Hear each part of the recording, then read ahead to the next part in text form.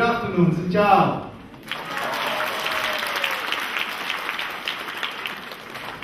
It is extremely difficult to follow a speaker whose first language is English, and English is not my first language. I don't speak Vietnamese.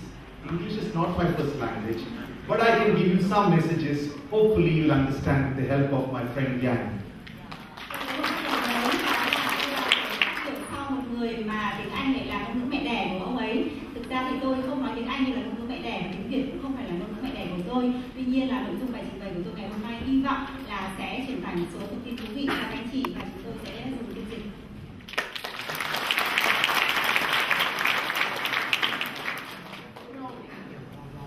You know, it's been a long day for most of you. I think you must be tired. I wanted to do this presentation in a different way, where I want to engage you. It's difficult, no? 400, 500 people. So I'll try to engage you in this presentation. So I need your communication, not by speaking, but by actions. Ngày hôm nay là một ngày dài và đã là cuối ngày rồi, tôi biết các anh chị rất là mệt mỏi, các bạn rất là mệt mỏi, chính vì vậy cho nên là cách trình bày của tôi nó cũng sẽ khác đi và tôi rất cần sự tương tác và tham gia của các bạn, không phải là bằng cách nói mà sẽ là bằng cách hành động. Tôi nghĩ là trong phòng này chắc phải có đến 700-800 người đúng không ạ? Difficult to see some people there, so I'm trying to connect. Communication, that's the key, here. Okay, let's start. We start nothing anywhere but you. We stare just right in front of you. Tôi xin bắt đầu bài trình bày của mình và chúng ta sẽ bắt đầu bằng chính các bạn.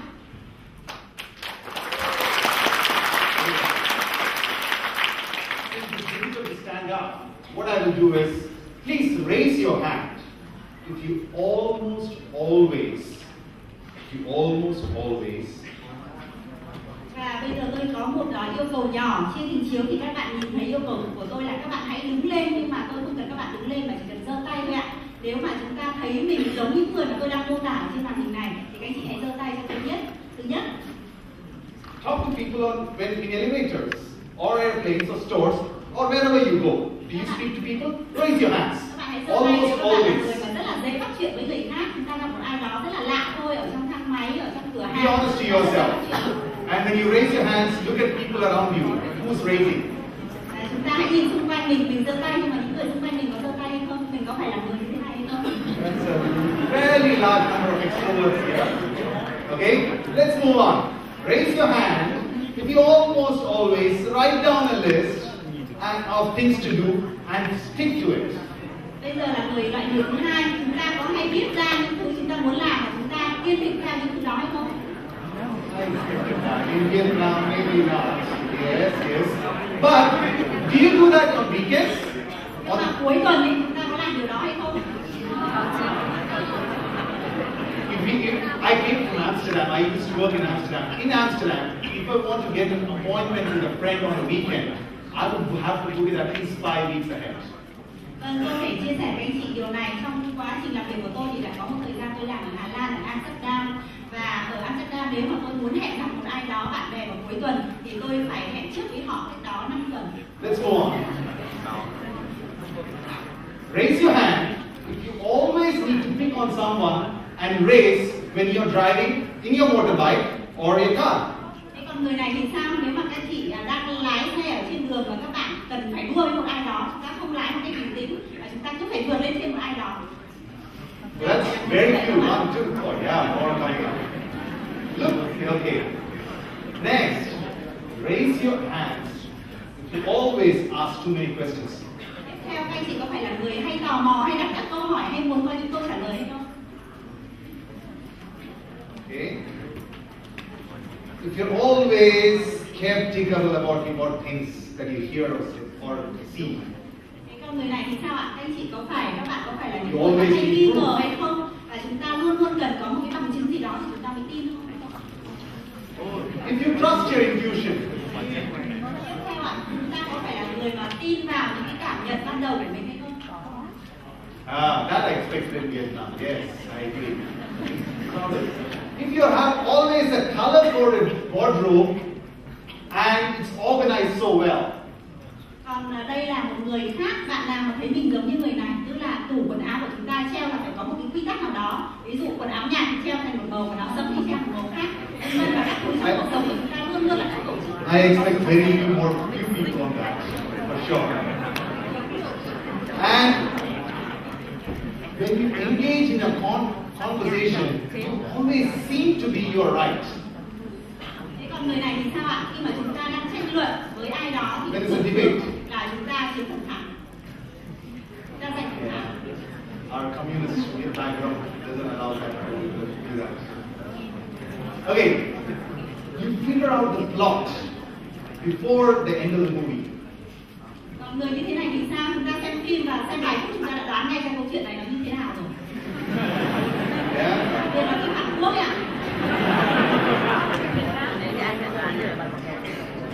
What we are trying to do here is nothing but each one behaves totally different to the same questions. The input are various situations. The output behavior of those various situations by the same group of people, same cohort of people, is totally different. Khi mà tôi chiếu những điển chiếu này và làm cái bài tập này thì các bạn có thể băn khoăn hỏi xem là tại sao tôi lại đưa ra những câu hỏi như vậy và tại sao tôi lại muốn biết các bạn là người như thế nào. Thì thực ra tôi muốn nói rằng là có thể chúng ta là những người mà cùng đối mặt với một hoàn cảnh, cùng đối mặt với một sự việc, nhưng cách phản ứng của chúng ta, cách hành xử của chúng ta trước những hoàn cảnh và sự việc đó là khác nhau, và điều đó nó phản ánh cái tính cách và tài năng và thế mạnh của chúng ta mỗi người là khác nhau. What is it right now? Nếu các anh chị không tin thì tôi xin đưa ra một ví dụ như thế này. Everyone has a talent that helps you think in an organized manner. Some people think organized, some people don't. Some people influence people easier, some people don't. Some people are more extrovert, some people are less. You need to identify the talent that you have within you. Và các bạn có thể thấy rằng có người thì họ rất là giỏi giao tiếp với người khác và rất là cởi mở, nhưng mà có người thì rất là sống nội tâm, có người thì rất là giỏi gây ảnh hưởng đến người khác, trong khi có người thì không, hoặc là có người thì tổ chức công việc rất là tốt, tư duy rất là tốt, vân vân. Thì mỗi người sẽ có những cái tài năng khác nhau và các bạn sẽ phải tự tìm ra xem là trong bản thân mình có thế mạnh như thế nào, mình có tài năng như thế nào. This whole concept comes from a gentleman named John Clifton. John is a psychologist. When he started thinking about people and behavior, he went out and looked for books that he can refer to. And every time he looked at a book, it was always about how you manage your weakness. It was not about your strengths. And this whole concept of looking at your strengths and finding your talent comes from John Clifton. Tôi muốn các bạn biết về nhân vật này, ông Donald Clifton. Ông là một nhà tâm lý học và ông cũng rất là nghiên cứu về con người và các hành vi ứng xử của con người. Và ông đọc rất là nhiều sách, nhưng mà có một điều ông thấy lạ là tại sao quyển sách nào cũng chỉ nói về việc là phát hiện ra điểm yếu và khắc phục những điểm yếu của người ta, và chẳng có cuốn sách nào nói về tìm ra điểm mạnh cả. Và cuối cùng thì ông nói rằng là để phát huy và để thành công thì chúng ta lại nên tìm ra điểm mạnh. When you were a child, you go take your progress card to your parents. Your parents look at, grade, English grade 90, language grade 90 out of 100, and then there's mathematics, it's 97 out of 100. But still, your father looks at you and says, why 97? Why couldn't it be 100 out of 100? That's what we always tend to focus as parents. Our parents tend to focus on our weakness, not on the strengths that once somebody has scored great in a subject and you focus on that. Các bạn còn nhớ là ngày xưa chúng ta đi học đúng không ạ? Và đến cuối kỳ thì chúng ta có thể đem sổ học bạ về với bảng điểm về để báo cáo cho bố mẹ mình, và ông bố sẽ nhìn là văn thì 10 này, tiếng Anh thì 10 này, nhưng mà toán tại sao lại 9? Thế còn điểm 10 nữa đâu con? Đúng không ạ? Tức là người ta thường là cứ nhìn vào những cái điểm yếu của con mình hoặc là của những người xung quanh mình và cố gắng là tập trung vào cái điểm yếu đó, không khen ngợi những điểm mạnh của người ta. So look on what is right, not focusing on what is wrong.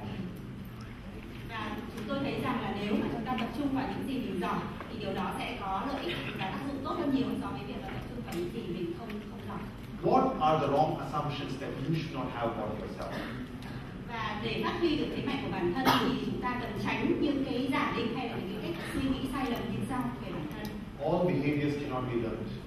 You cannot be the one who will be arranging all the things in the office. You cannot do that if you are not talented. Thứ nhất, người ta nghĩ rằng là tất cả các cái hành vi thì không học được, có nghĩa là mình đã dốt cái gì chúng ta dốt mãi về cái đó. If you try hard enough, you can do it. Probably not. Maybe if all these, maybe what it does is fixing the weakness just helps you manage. Muốn một cái gì đó, rất muốn điều đó thì điều đó sẽ trở thành sự thật, thì cũng không hẳn là như vậy. Và nếu mà chúng ta mong muốn một cái gì đó hay là mơ ước về một điều gì đó thì điều đó sẽ đến với chúng ta, thì cũng không hẳn là như vậy. What are the right assumptions? Some behaviors can be learned.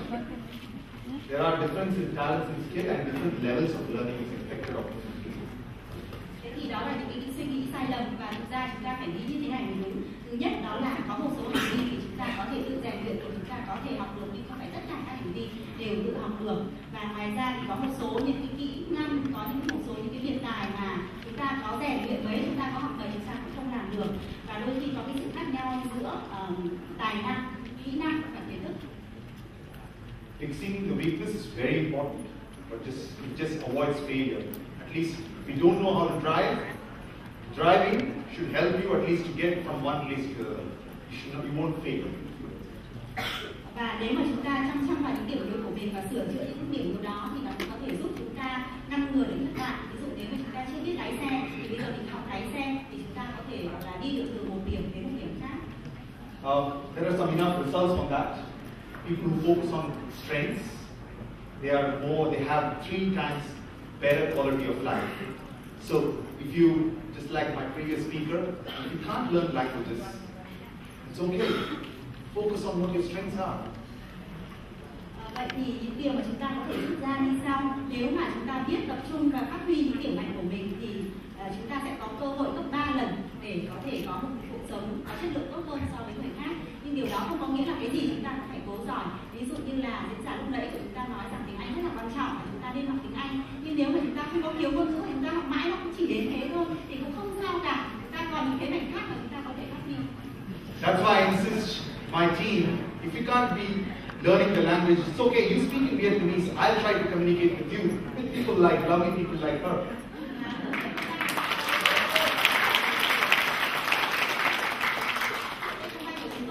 Những nhân viên rất là giỏi nhưng mà họ không có khiếu về ngôn ngữ, và họ cũng nói được một chút xíu tiếng Anh, nhưng mà khi họ nói tiếng Anh thì họ truyền đạt rất là khó khăn. Và tôi nói là không sao, nếu mà anh cảm thấy không thoải mái khi mà nói tiếng Anh thì anh nói tiếng Việt đi, và chúng tôi có phiên dịch giỏi để giúp cho anh để vượt qua cái rào cản ngôn ngữ này. They are 6 times more engaged at their work. Managers, if you focus on your employees' strengths, you have a phenomenally engaged team. Ngoài ra, nếu mà chúng ta biết nhấn mạnh vào điểm mạnh của bản thân, và nếu chúng ta là người quản lý biết nhấn mạnh vào điểm mạnh của nhân viên, thì chúng ta cũng có cơ hội gấp 6 lần so với bình thường trong việc là tạo ra cái sự gắn kết và nhiệt tình, tâm huyết trong công việc. They have high productivity and they drive significantly increased profitability. And this is well researched through and through across multiple organizations. Ngoài ra, những người mà biết phát huy thế mạnh của bản thân thì cũng làm việc với năng suất lao động cao hơn và tạo ra một lợi nhuận cao hơn. Đây không phải là một cái nhận định mang tính chất là mơ hồ, mà nó đều được chứng minh qua những cái công trình nghiên cứu rất là cụ thể. So, talent, times investment of your time and effort improving the talent and sharpening it brings you the strength. Vậy thì điểm mạnh của chúng ta đến từ đâu? Đây là công thức. Thứ nhất là chúng ta phải có một chút năng khiếu, một chút tài năng, và sau đó chúng ta sẽ phải dành thời gian đầu tư để mà phát huy tài năng đó, thì nó mới biến thành điểm mạnh của chúng ta được. The skeptics who were here earlier, I have one more proof point before the end. The skeptics earlier, I have one more proof point before I close. Lúc nãy thì chúng ta cũng nói đến một nhân vật, đó là người skeptical, tức là luôn luôn nghi ngờ, và người nghi ngờ như vậy thì luôn luôn cần phải có bằng chứng để chứng minh. There was a study that was done among people who are focused on speed reading. Người ta đã thực hiện một cuộc thí nghiệm, một cuộc khảo sát đối với những người mà muốn tăng tốc độ đọc nhanh của họ. One group was where the group that was readers were not very good. They were average readers, 90 words per minute, and the second group had 150 words per minute. That was the average. Người ta chia những người đọc ra thành hai nhóm khác nhau. Một là những người đọc với tốc độ trung bình vừa phải, tức là đọc được 90 từ trong 1 phút. Và nhóm thứ hai thì có trội hơn một chút là đọc được 150 từ trên 1 phút. They give training, top speed reading training for both the groups, exactly the same training. In the first group, improved well, 4 times improvement in speed reading, which is from 90 to 350. Đấy là những người đọc mà họ chưa hề được dạy cách đọc như thế nào thì là đã được chia thành hai nhóm như vậy rồi. Và sau đó thì người ta bắt đầu là đào tạo cách đọc hiệu quả, cách đọc nhanh cho hai nhóm này. Và cái nội dung đào tạo thì y hệt như nhau. Và sau một thời gian đào tạo thì cái nhóm mà đọc trung bình đã cải thiện được tốc độ đọc của mình từ 90 từ 1 phút lên thành 350 từ 1 phút. Như vậy cũng là một cái sự cải thiện rất là đáng kể đúng không ạ? Và tốc độ đọc đã tăng lên gấp 4 lần. The second group, who are supposed to be better in speed reading without the training, guess how much would their reading be after training? Thế còn nhóm thứ hai chưa được đào tạo gì thì họ cũng đã có cái năng khiếu sẵn có là đọc nhanh rồi và họ đã có cái năng khiếu là đọc được 150 từ. I want a poll. Thì các anh chị có thể đoán xem là sau khi được dạy dỗ, Who says 4 times exactly the same? Theo các bạn thì họ tốc độ đọc của họ tăng lên bao nhiêu lần? 4 lần. Who says 10 times? Hay là 10 lần? And who says more than 10? Hay là hơn 10 lần? Okay, 4 times. Raise your Ai hand. nghĩ là lên 4 lần ạ? That's very few. Okay, 10 times. 10 lần.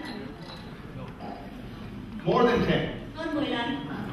The rest don't understand what I speak. Thế còn những người còn lại không hiểu câu hỏi của tôi hay là không có trả lời? 2,900 words per minute. Đây là kết quả của họ sau khi đã được dạy.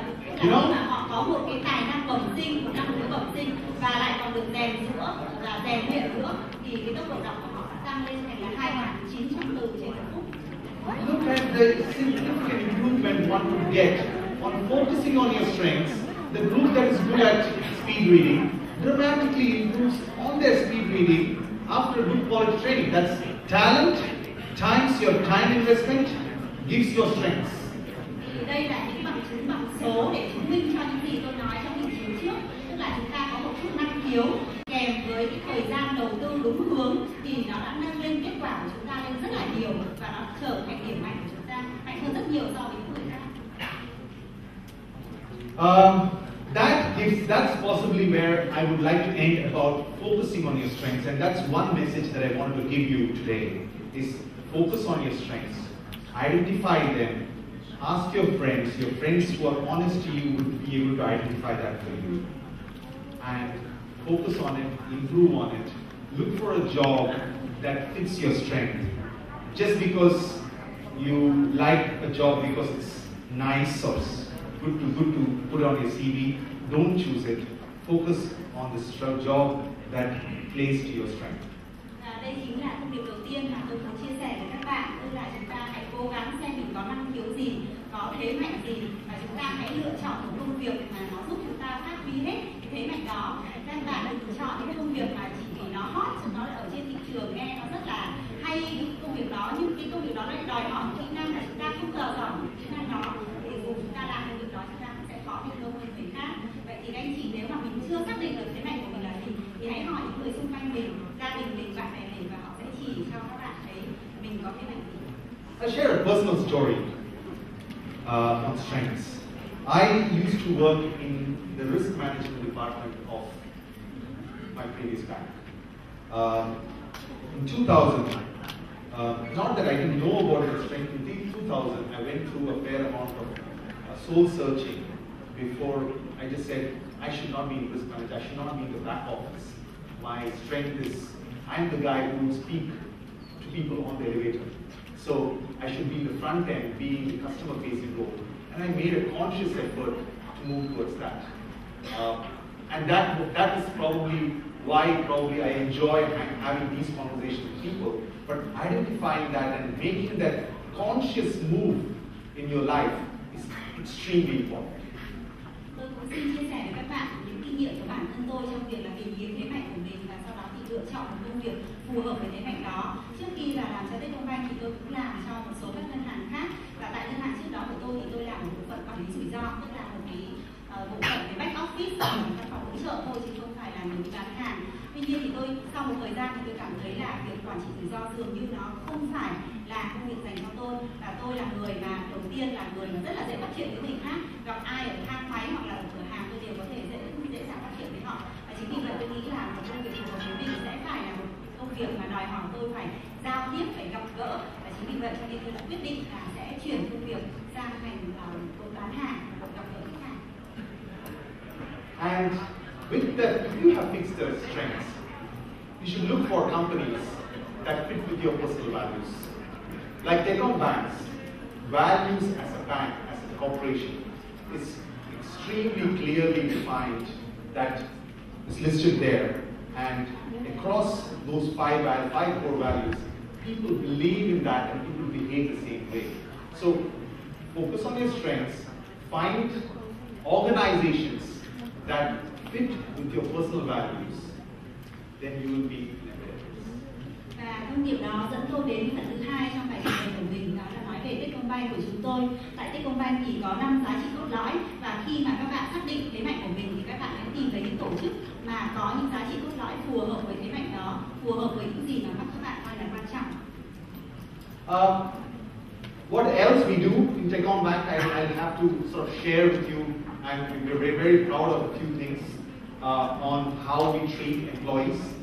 This is one of them, where we say we have a strong value proposition to each and every employee, where we focus upon what the employees want on meritocracy and freedom, autonomy. At the same time, we focus on how we can comply that, fit that with how can we generate motivation using our values and capabilities and giving jobs that relates to their strengths. Tại Techcombank của chúng tôi, ngoài 5 giá trị cốt lõi thì chúng tôi cũng đưa ra một cái định vị giá trị nhân viên rất là rõ ràng, và chúng tôi nghĩ rằng là các nhân viên khi mà những bạn sinh viên chẳng hạn muốn vào làm ở Techcombank thì chúng ta mong muốn điều gì? Chúng ta muốn là chúng ta có được trao quyền để có thể thực tiết trong công việc, chúng ta muốn là được coi trọng dựa trên những hiệu suất công việc chứ không phải là chỉ dựa trên thâm niên, vân vân và vân vân. Chúng ta muốn có cái sự hỗ trợ của các đồng nghiệp, và tổ chức sẽ cố gắng là tạo ra những cái chương trình, tạo ra những cái sự hứng khởi để nhân viên có động lực làm việc. We have one of the best, I would say, in Vietnam among the local corporation leadership program. It's called Techcombank. I don't know whether you saw the booth outside. Some of the people there, they're not models, they are part of our Techcom leadership program, and they are not models, mind you. So that's the kind of program that we have, which is very, very exhaustive, focused on improving people's behavior and building leaders for the future. Và tại Techcombank chúng tôi có thể tự hào nói rằng chúng tôi là một trong những doanh nghiệp của Việt Nam. Chúng ta cũng chưa nói đến những cái doanh nghiệp nước ngoài, nhưng mà các doanh nghiệp của Việt Nam thì chúng tôi có thể tự hào nói rằng là Techcombank là một trong những doanh nghiệp Việt Nam mà có chương trình đào tạo và lãnh đạo rất là tốt, và chúng tôi gọi đó là chương trình Techcombank. Và nếu mà các bạn đi ra ngoài có thể gặp gỡ những anh chị của Techcombank thì đó là những người mà của chương trình Techcombank của chúng tôi, những người rất là thành công, và ngoài ra cũng đã được trải qua chương trình đào tạo lãnh đạo này. We have multiple things like forums, workshops, field assignments. These are all basically to build people from workers to managers and leaders. Và khi mà chúng tôi phát hiện ra những tài năng ở trong cả đội ngũ cán bộ nhân viên của mình thì chúng tôi sẽ nhặt ra những hạt giống đó hay là những cán bộ nguồn đó, và chúng tôi thiết kế những cái chương trình để phát triển tài năng lãnh đạo của họ, để sao cho có thể xây dựng và phát triển những tài năng đó để họ có thể trở thành những nhà lãnh đạo tương lai. And I would like to finish with from where I started, you. What we have is a very nicely designed management training program that incorporates finding fresh talent in the market who are driven, who are focused on their strengths and are connected to our values of the bank. And I'm quite proud that we launched that, and this is exactly where you should focus on the management training program. Bên cạnh đó, chúng tôi cũng có một chương trình gọi là quản trị viên thật sự năm 2013, và đây chính là dành cho những đối tượng như là các bạn, là những sinh viên mà mới ra trường, và chúng ta có những cái tài năng nhất định, và chúng ta có những cái thế mạnh mà phù hợp với những cái giá trị cốt lõi của Techcombank để tham gia vào chương trình quản trị viên thật sự này. So, two messages for you before I leave. One, focus on your strengths. Invest time in it. Make it and focus on your talents, invest time in it, make it into strengths. Second one is find companies that fit your personal values. Identify the corporate values of the company and go and look for those companies. Như vậy bài nói chuyện của tôi ngày hôm nay chỉ có 2 thông điệp rất là đơn giản. Thứ nhất là các bạn hãy phát hiện xem mình có tài năng gì và chúng ta hãy dành thời gian đầu tư cho nó để làm cho tài năng đó trở thành thế mạnh thực sự của bản thân mình. Và thông điệp thứ hai là chúng ta hãy tìm những tổ chức nào có những giá trị cốt lõi giống với những gì mà mình quan trọng và phù hợp với những thế mạnh của mình, và từ đó chúng ta có thể có những cơ hội và môi trường để thành công và phát huy thế mạnh đó. Please thank Giám for communicating, help me communicating with you, and thank you very much. We have just 2 minutes, 2 questions.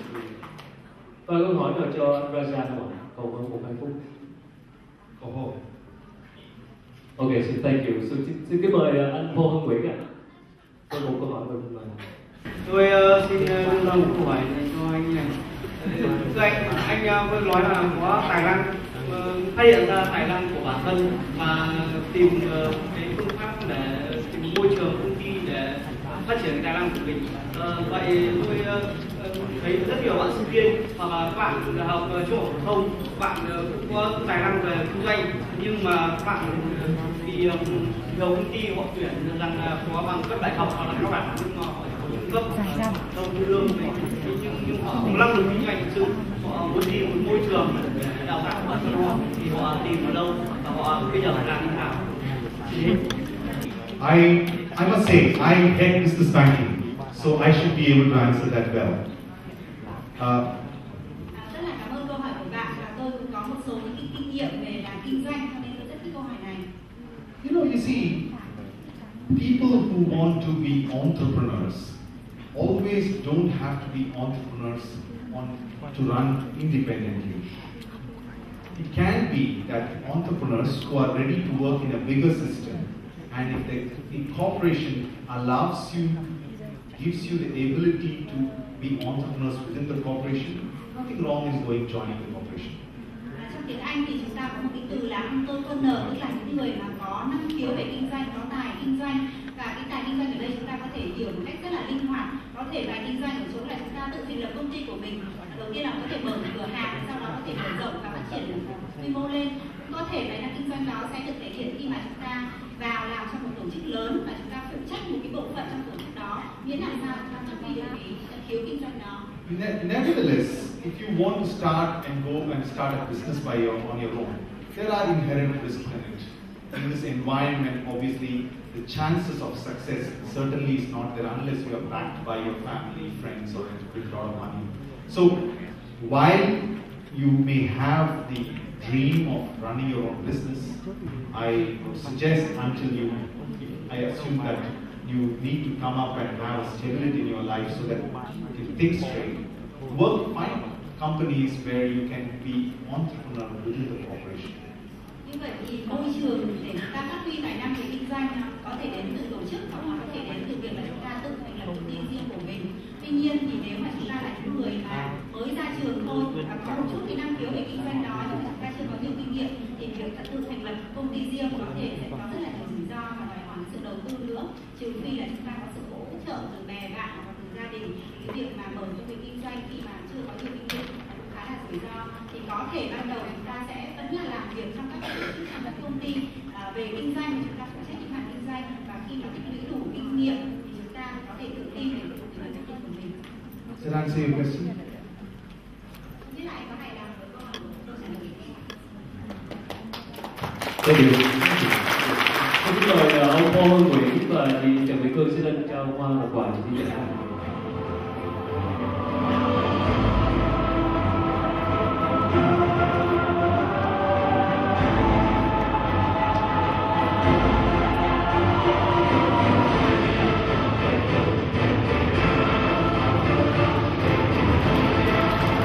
Mình sẽ dùng một câu này để cảm ơn cho những đã là cảm ơn chị Trần Mỹ Cương.